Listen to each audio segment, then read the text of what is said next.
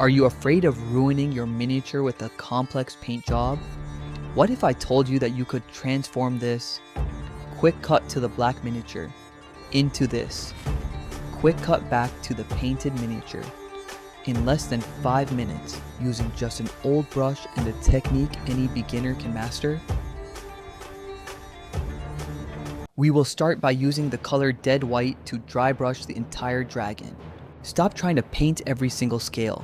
Most beginner painters waste hours trying to add detail to miniatures like this dragon, when the answer lies in a century-old technique that instantly adds volume and realism. Today, I'm going to teach you the dry brushing method, which will effortlessly take your collection to the next level. I'll explain what dry brushing is. It is a technique where you load your brush with paint and then remove almost all the excess. When you lightly run the brush over the miniature, the paint deposits only on the raised areas and the highest points of the texture. The main goal of dry brushing is to simulate natural light hitting the edges of the sculpture. The result is an instant, striking contrast between the deep shadows, the dark background left untouched, and the highlights created by the brush, quickly adding volume and life to the piece. The secret to success and the brush: forget expensive or fine-tipped brushes. For dry brushing, the ideal tools are old, stiff bristled brushes, flat brushes, or even makeup brushes, such as blending brushes, and brushes specifically designed for dry brushing.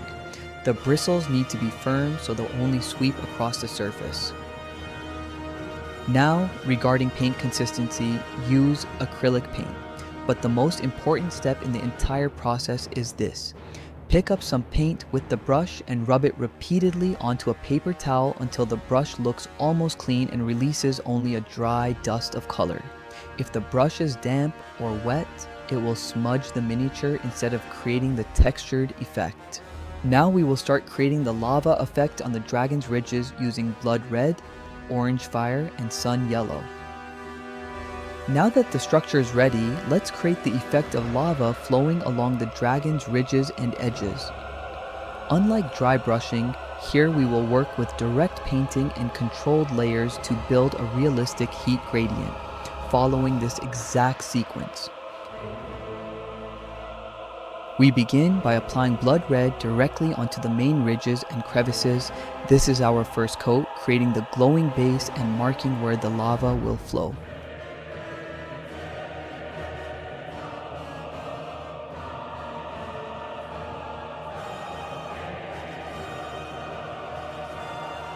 Next, we use orange fire right in the center of the red areas, leaving a thin rim of red visible at the edges.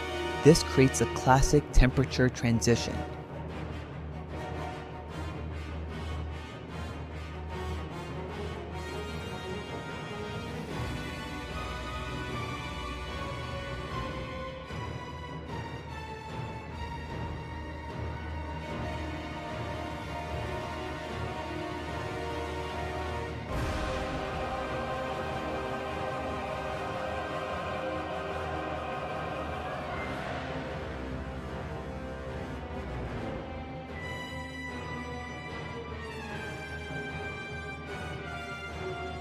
To simulate peak heat, we applied sun yellow right at the core of the ridges.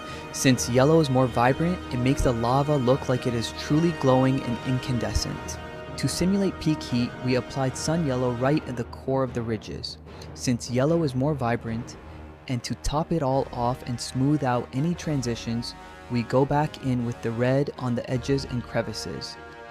This reintroduction of red seals the effect, defines the light boundaries, and adds incredible depth to the dragon's relief. Now, after doing the lava, we'll go back to the dry brush to finish the dragon.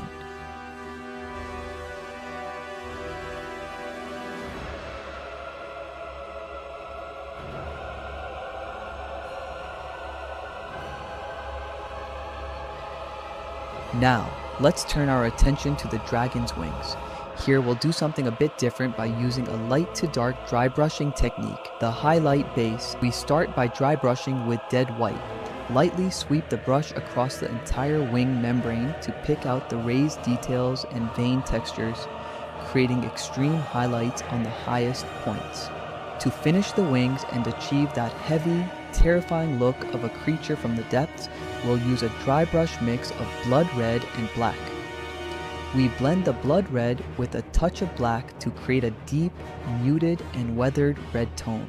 Using a very dry brush, we apply this mixture with light strokes across the texture of the wing membrane. The result is a dark, bruised blood hue that fits perfectly with our dragon's aggressive and intimidating theme.